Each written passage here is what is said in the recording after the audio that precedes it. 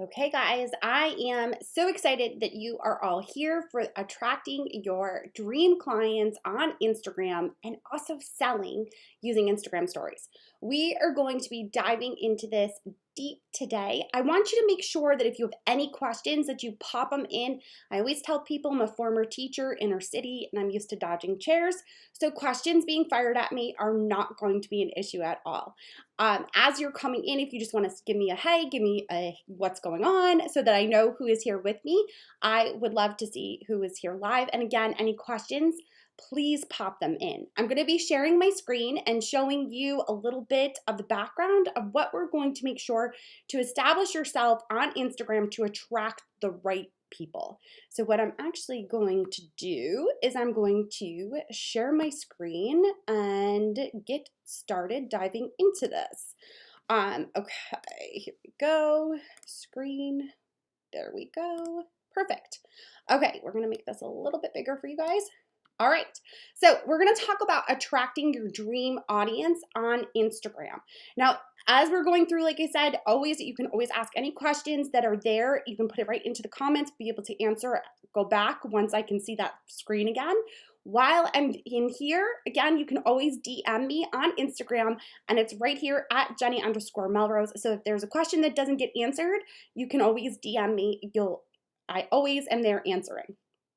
Okay, so little bit introduction of who I am. As I said in the beginning, I'm a former inner city school district teacher. So I am known for giving homework, and I am known for making sure that you get steps that you can put into place while you're going through this workshop and implement them even further when we are done.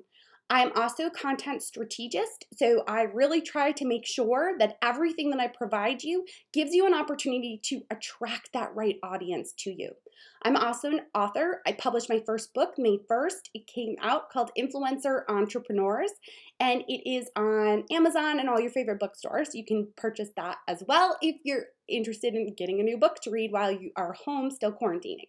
I'm also a podcaster. I host the podcast Influencer Entrepreneurs, and I produce podcasts once a week. I have expert guests that come on to talk about different topics, and I also produce my own episodes where it's just me, and then normally it's a strategy session where I'm giving you information that, again, you can implement and move forward with.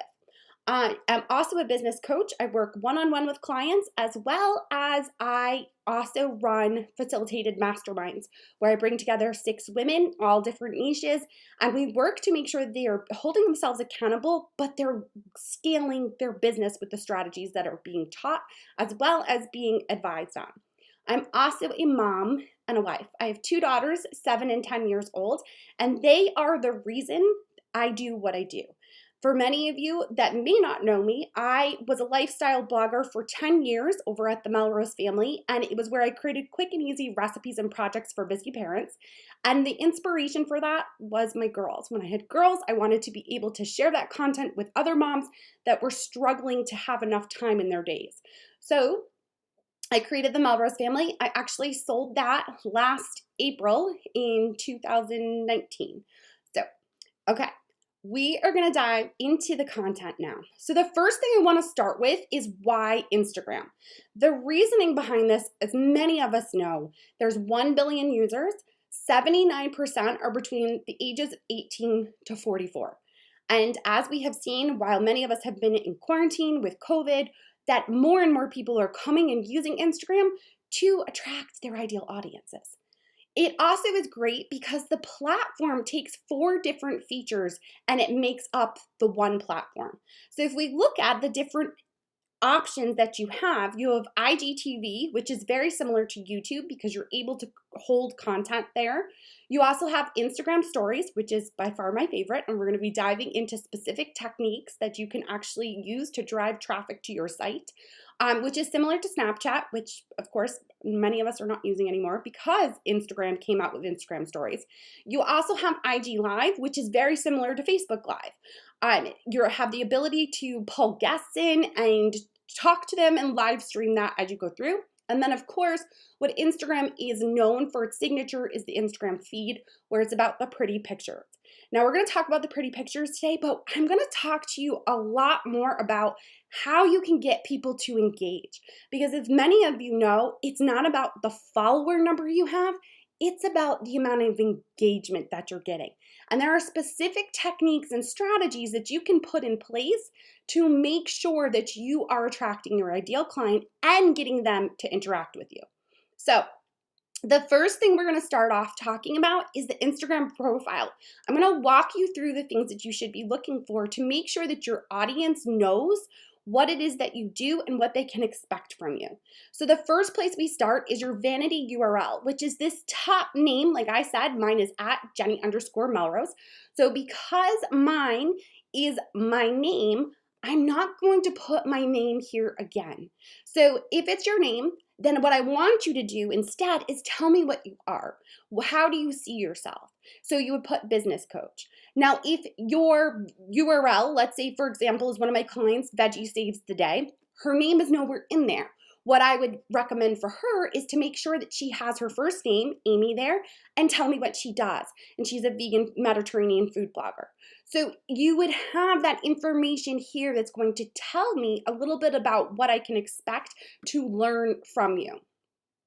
Okay, so let's take a look at some different options. Just like I gave you, that was one of my examples, was Amy. Let's take a look here where Michelle, her URL is thriving on paleo, and instead she has here her first and last name, Michelle Spring, and that she deals with paleo and AIP. This is important because if people are looking for AIP recipes, they know that that's what they can get from her. Amy Katz was the other example that I gave you. Her vanity URL is Veggie Save the Day. So here she's going to have Amy Katz, and she has vegan food blogger. Now, when I gave the example before, I even went even further, which she could choose to do and say vegan Mediterranean food blogger if it would all fit, because you only have a certain amount of characters here. The next one is, as an example, is Saunders Says. So this is Nicole, and she tells us that she's a Pinterest strategist. So that information there is by far one of the most important things that you can start off with, because what we're going to be talking a lot about today is the importance of getting into their DMs, and you want someone to be able to call you by your name, so it creates that personal relationship. So if your name is not part of your vanity URL like mine is, then you want to make sure that it is here for them to know what to call you when they're talking to you. The next piece that we're going to talk about quickly is the category. Now, for some of you, you may notice that the category may not be an option, and this is based upon when you joined Instagram. So if you can't find the category when you go into your profile, there's a reason for that. It's because of when you joined. If you do have it, then I would try to find an industry that works best for you.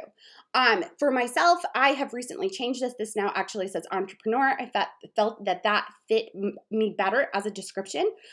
Amy says health and wellness website, and Nicole says social media agency. So you want to try to find a category that tells a little bit more about what they would be getting if they worked with you or went to your site. Okay, the next piece is your description. This is important because a lot of times what I see people doing is they like to just list all the different things that they do. They'll tell me that they like dogs and that they like to take long walks on the beach, like they're filling out a profile for a dating service. That's not what you should be doing here. This is huge real estate, and you need to make sure that it tells me what you do and who you do it for, and then add in a branded hashtag.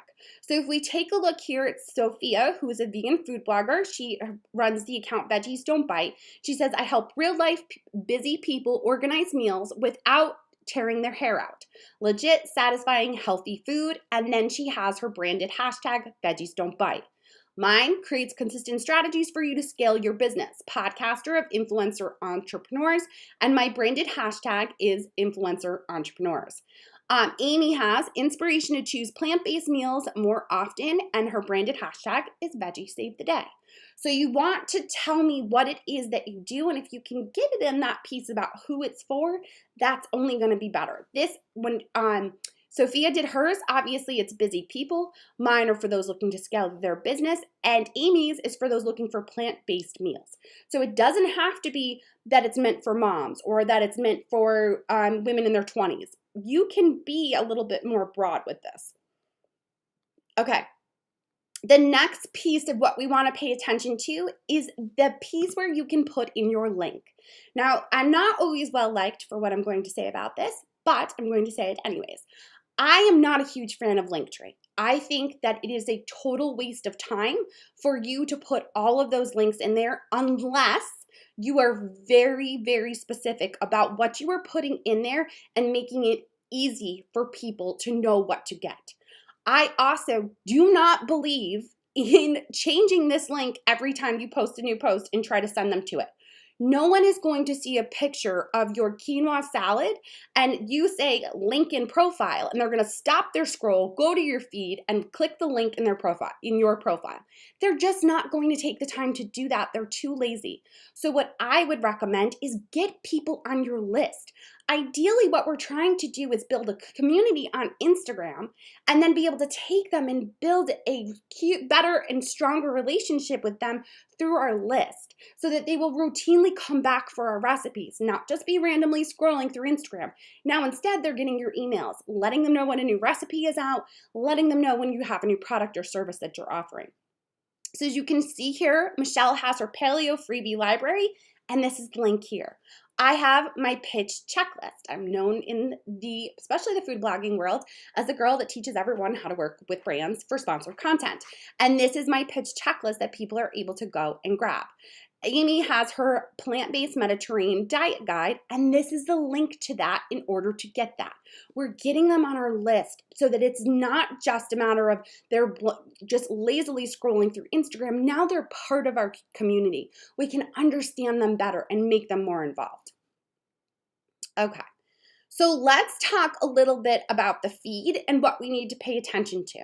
Obviously, I said in the beginning, Instagram is the signature piece of Instagram is the feed, and it's known for the beautiful photos.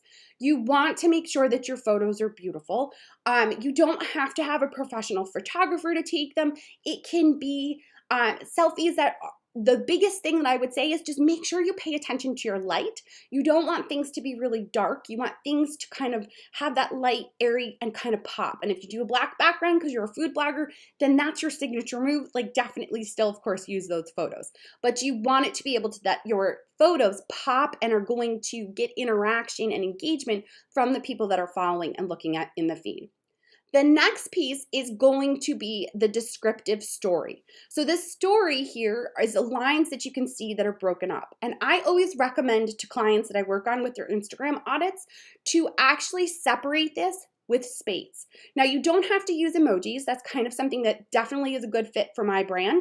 If it's not a fit for your brand, use punctuation here. Maybe put 2 periods or whatever it is. But this space makes it easier for people to read. You want to have that space because otherwise, if this was all one paragraph on this teeny tiny description, people are going to get overwhelmed and they're not going to read it all.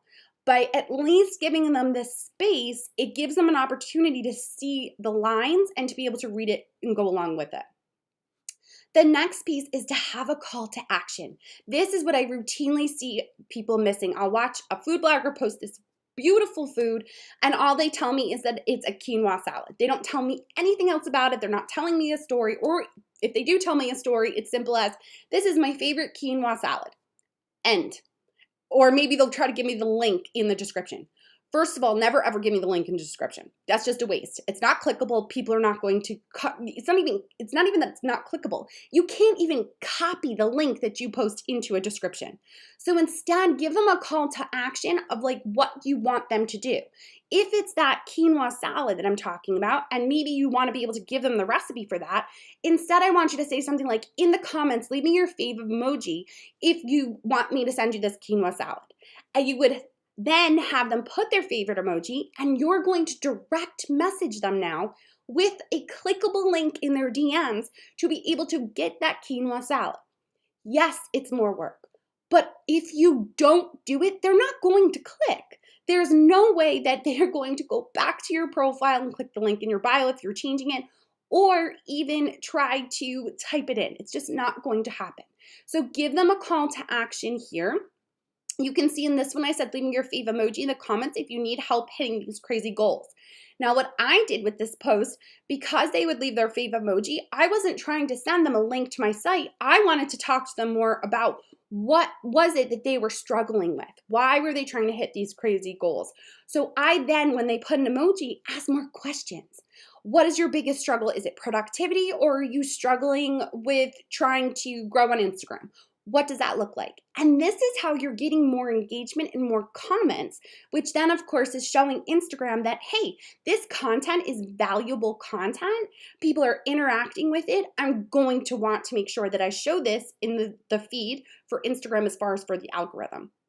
The next thing is going to be your location. A really simple, easy way to get added views is to use where you're located. Now, I'm not telling you to say the exact address, but use the closest big city. So I live in just north of Charlotte.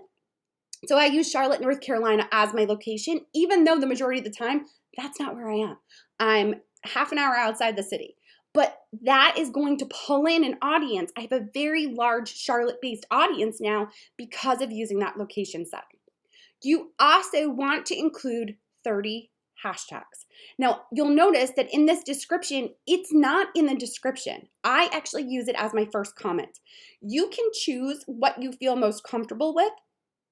For me, again, it's very important that I try to make it as easily to read as possible. So by separating it and putting it into the comments, it still goes with the post, and my audience isn't bombarded with 30 different hashtags. Plus, I also push my posts from Instagram directly to my Facebook page. So if I was putting 30 Instagram hashtags into the actual description of my post, that would go with the Facebook post. And I don't want all those hashtags because, as we know, they don't work over on Facebook. So with that, use those 30 different hashtags. You want to make sure that your hashtags range between about 5,000 to 500,000. You don't want to use a hashtag that has 5 million.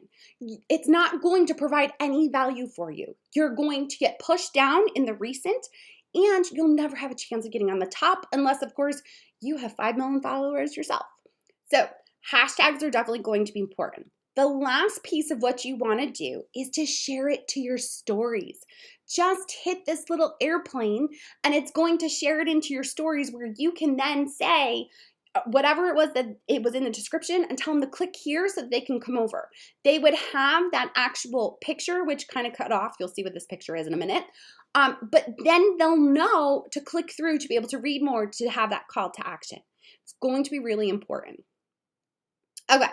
So this is my absolute favorite thing about Instagram, and it's Instagram stories. Now, the reason I love Instagram stories is because it gives you an opportunity to truly, truly talk with your audience and interact. Like I was saying before about sharing your post to Instagram stories, it gets more eyes on it. But people want to see the background. They want to know the real you. They don't want to just know the perfect. They don't want to just see the perfect bowl of quinoa salad and think, oh, look at her gorgeous photos.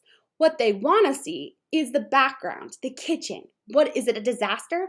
Are the kids eating it with their hands? What does it look like? They want to be able to connect with you, because you got to remember, when they see those picture perfect, whether you're doing home decor and your kitchen is white and your chairs are white and somehow you have 3 kids but nothing ever gets dirty, it's harder for them to connect to that.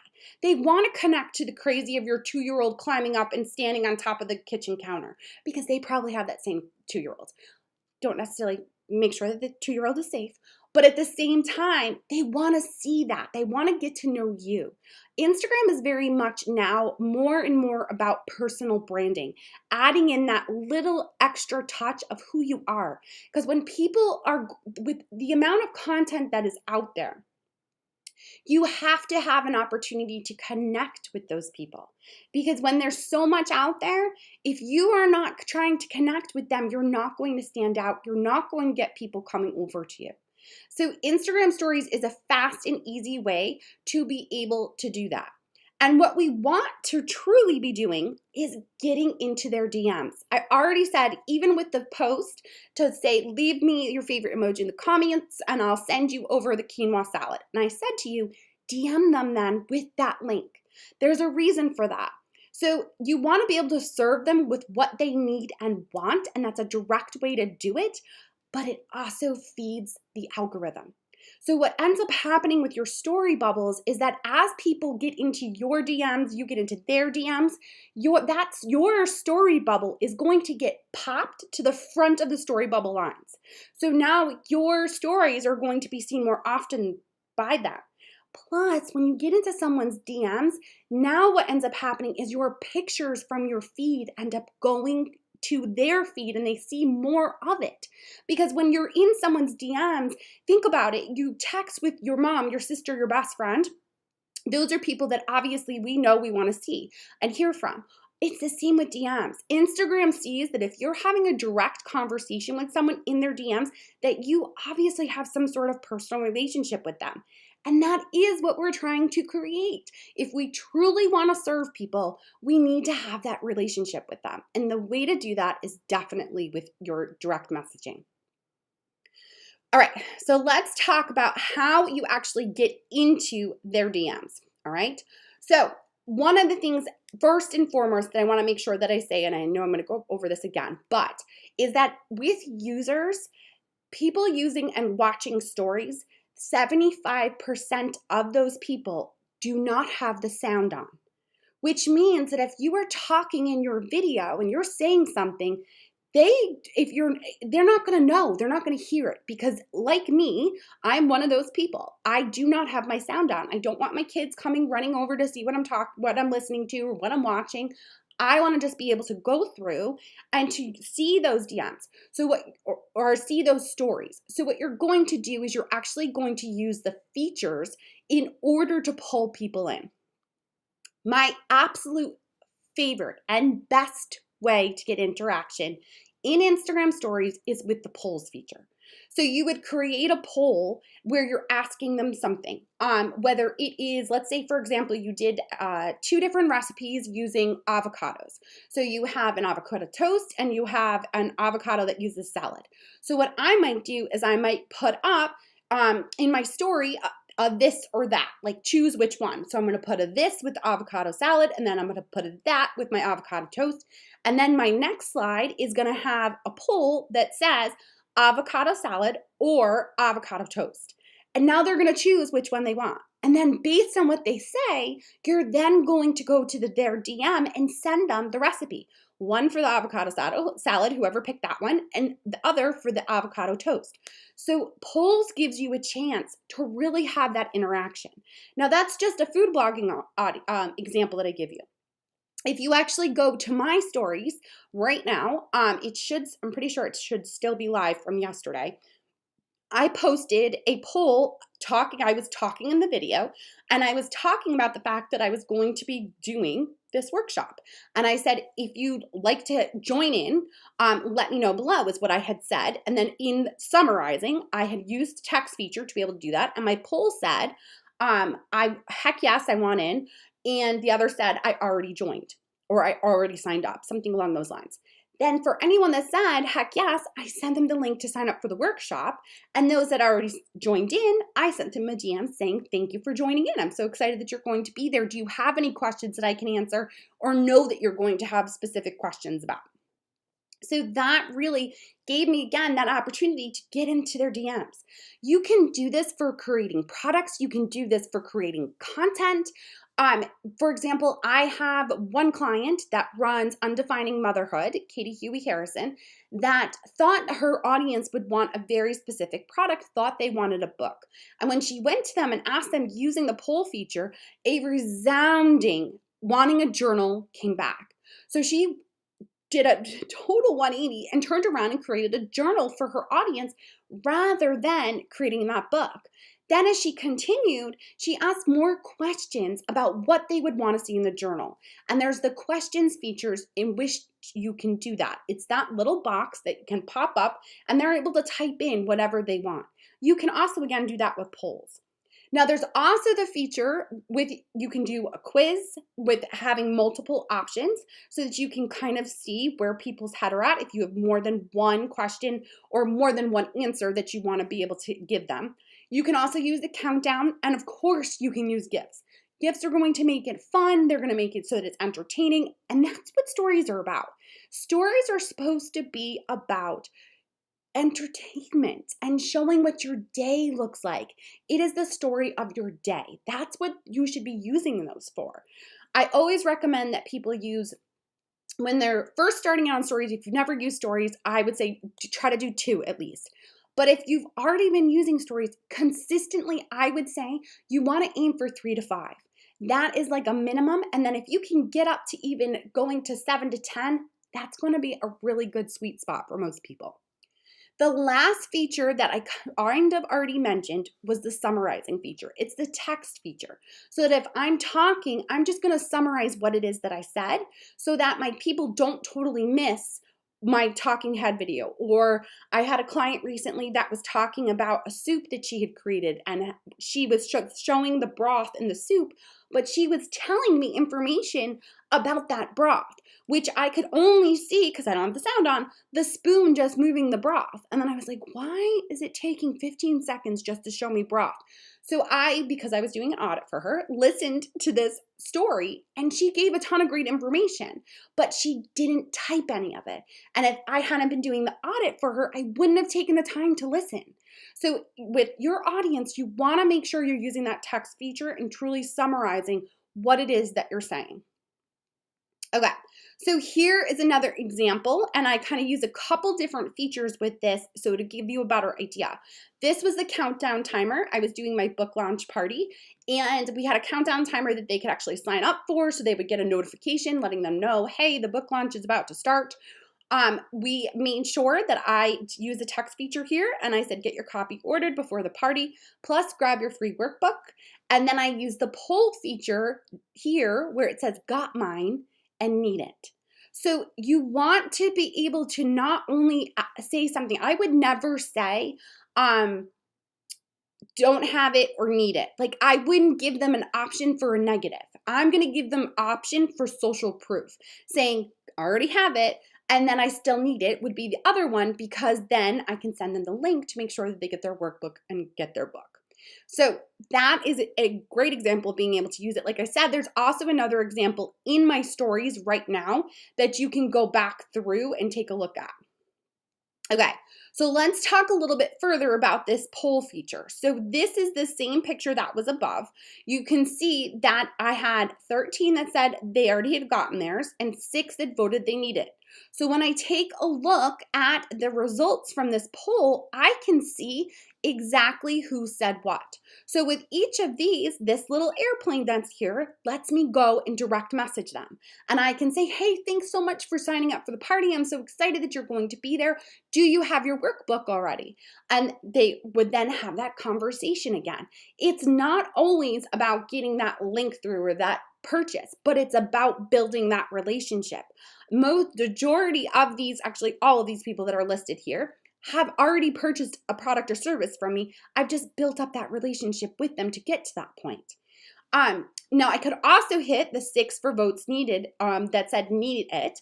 And then I'm going to DM them. I'm going to send them a message that says, I'm so excited that you're going to be joining in. I'm going to hit return, and then I'm going to put a second message that's going to have the live link.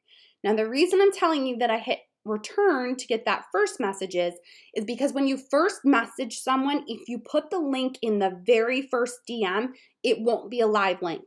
But if you say, hey, here's the link to the workbook, enter, don't put the link yet, and I'm going to put a second message that now gives them the link, it'll be live and clickable.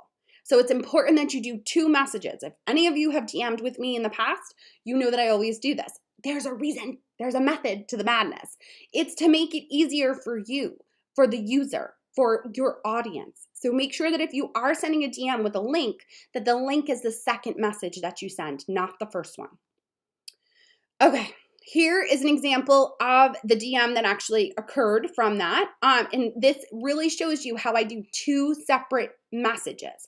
So I say, here you go, the work is on this page 2. I hit enter, first message sent. Second message, I then put the link to get the book. So now this is clickable. It's in blue. They can click on it. They can go to it. and they can get the book or the workbook, which is both on the same page. Okay, so that just really gives you an example of how I'm getting into them, and you can always tell in the DMs, and they can tell in the DMs what they clicked and why you're contacting them. So here it shows her that, hey, this is what you had said. You had said that you needed it, and this is why I'm answering. So they're never going to get a message which isn't from that story, that is just random, that doesn't have anything that lets them know what the content is about and why you're actually reaching out to them. Okay, so this is the picture that I was on the description up above. This is one of my signature faces that is my kind of like, are you kidding me? But here is what I really want you to be able to take away from this. In the beginning, I said that it's not about followers anymore. It's about engagement. You can have an Instagram account that has 500,000 followers and an Instagram account that has 5,000 followers, and the engagement on the 5,000 could be better and more worthwhile than the 500,000. So I need you to stop worrying about the numbers and stop worrying about swipe up. Many people will say to me, oh, I don't have any clickable links. I don't have 10,000 followers. I can't get people to go to my site. You don't need it. I just showed you simple, easy ways to build a relation with someone in the DMs, give them a clickable link, and no swipe up. My clients that have 20, 50,000 followers on Instagram do not use swipe up.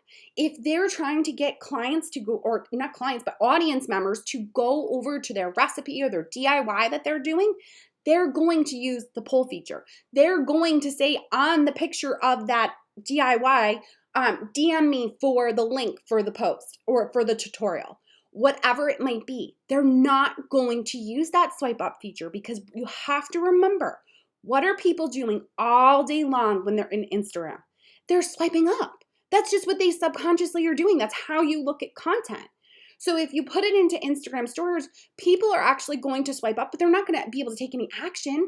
They're not going to actually create the recipe. It's going to actually, in the end, hurt your bounce rate, because people are standing in line at Target and you said swipe up, so they swiped up. But now they're in line at Target instead of in their kitchen trying to make the recipe. Whereas if they were in line at Target and you had said to them, which recipe do you prefer? They in line clicked one of the recipes, and now you went into their DMs and said, hey, here's the link to that second message, drop the link. Now what they're able to do is they get that notification, or they see it right there when they're in line. They're not going to click on it right there. They're going to go home and have it. They're never going to go back through your stories to look for swipe up. Instead, what they're going to do is have it in their DMs and say, oh my goodness, that's right, she sent me this recipe, it looked so good, I want to make it. Or she sent me this craft or this tutorial or this parenting thing, and I know I wanted more information on this, and now it's in my DMs, it's easy to find. Stop worrying about swipe up and just engage with your people and use the features that you have. So what I wanted to be able to do for you guys is because I talked a little bit about the audits that I do, I wanted to offer you an opportunity to grab my audit for 50% off. If you go to this link, the link is actually in the description as well. You can get 50% off. My audit, what I'm going to do is, as you could hear me saying, I take a look at your stories. I'm going to give you feedback about what to improve inside your stories, different things that you can be doing. I also am going to go through your entire description as far as your profile, and then also your photos. I have you send me your insights so that I can do a really deep dive on what it is that's working and how to improve it. You'll see when you click over to the actual page that the audits are offered on. Clients that I've worked with on audits see an increase within 5 days. I think the one in particular, she went from a 2% engagement to about 12% engagement, and since then has contacted me in the last 2 weeks and said her engagement is over 20% now in her stories. That is just an insane amount of engagement, but it's there because she's using strategies that get them into their DMs. So I would love to be able to work with any of you to do an Instagram audit for you. I want to pop back and actually check to see if there are any questions that you have that you've put into the comments. As you guys are going through, please, again, I will be coming back to this video to be able to answer any questions that you have. You also can, of course, always DM me. Like I said, I'm at Jenny_Melrose. And I will be able to answer any questions that you do have. That audit price that I'm giving to you guys will last for 24 hours. So you're definitely going to want to take advantage of that if you have not already. I know some of you that are actually attending the workshop had done an audit with me and wanted to hear more about my Instagram story strategy. So I hope you were able to get information for that. I appreciate you guys so much for taking the time to jump in with me. Again, send me any questions that you have on Instagram at Jenny_Melrose. All right, guys, thanks so much for joining in on this workshop.